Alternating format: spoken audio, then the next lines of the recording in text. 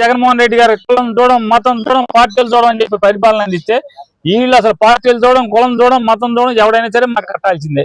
మాకు కొట్టకుండా ఎవడైనా ఏ పార్టీ చూడన్నా కానీ ఎవడన్నామని పాపం రాజు అని ఒక సర్పంచ్ గారు వీళ్ళకి చెప్పకుండా వీళ్ళకి కొట్టకుండా నేను కూడా పెద్ద పోటీగానే కదా రోజు బ్యానర్లు కడతాను తగ్గుతూ మొదలెడితే సీజ్ చేసేసారు మొత్తం. ఎందుకు సీజ్ చేశారంటే చూడండి దాన్ని బట్టి జెండా మోసిన వాళ్ళకి లేదు, జెండా మోయిన వాళ్ళకి లేదు, ప్రజలకి లేదు, ఎవడైనా సరే మాకు కట్టాల్సిందే. ఏంటంటే మాకు 50,000 మెజార్టీ వచ్చింది.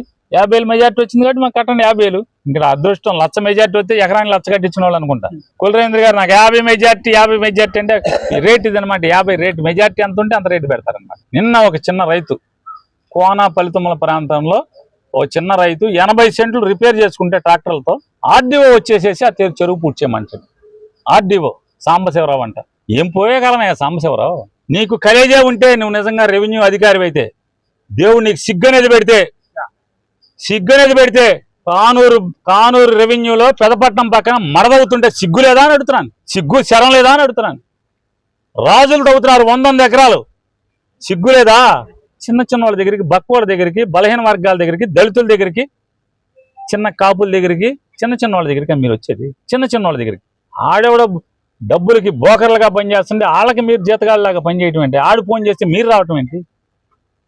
నోరు మూయండి అసా. ఇట్లాంటి పాప ఉద్యోగాలు మేము చెయ్యం. ఆడెవడ చిన్న రైతు ఆడు బతుకు తెరుగు కోసం చేసుకున్నాడు. 80 సెంట్లో 90 సెంట్లో 100 సెంట్లో అంటే ఎకరమో అని చెప్పి గడ్డి పెట్టాల్సింది పోయి పూడ్చమని చెప్పి ఆదేశాలు ఇస్తారా? పూడ్చారా? బందర్ ఆర్డీఓకి చెప్తున్నాం, నువ్వేదో తమాషాలుగా కొల్లురవి దగ్గర చెంచాగిరి చేస్తే బాగా మూటలు కట్టుకెళ్ళచ్చు అనుకుంటున్నామేమో. అయితే కొల్లురవికి ఒక 10 లక్షలు 50 లక్షలు ఇచ్చి పోస్టింగ్ వేయించుకొచ్చావేమో. అందుకోసం అని చెప్పని నీ ఇష్టారాజ్యంగా వాళ్ళకి దోసిపెట్టి నువ్వు దోచుకుని వాళ్ళకి పెట్టి ఏజెంట్ల కమిషన్ దగ్గర తీసుకున్నావు అనుకుంటున్నామేమో. ఖచ్చితంగా నీ టైంలో మడ తవ్వారు ఇవాళ. దీనికి బాధ్యతను వహించాల్సి వస్తుంది, దాని పర్యవసానం ఎదుర్కోవాల్సి వస్తుంది. 100 ఎకరాలు తవ్వారు అసైన్మెంట్ ఆటిని. నువ్వు చేరిన తర్వాతే దీనికి బాధ్యత నీకు లేదా? దీని పర్యవసానం ఇవ్వాలి కాబట్టి ముందున్న ముసళ్ళ పండగ రేపు ఉండదా? నీకు రేపు ఉండదా బాధ్యత?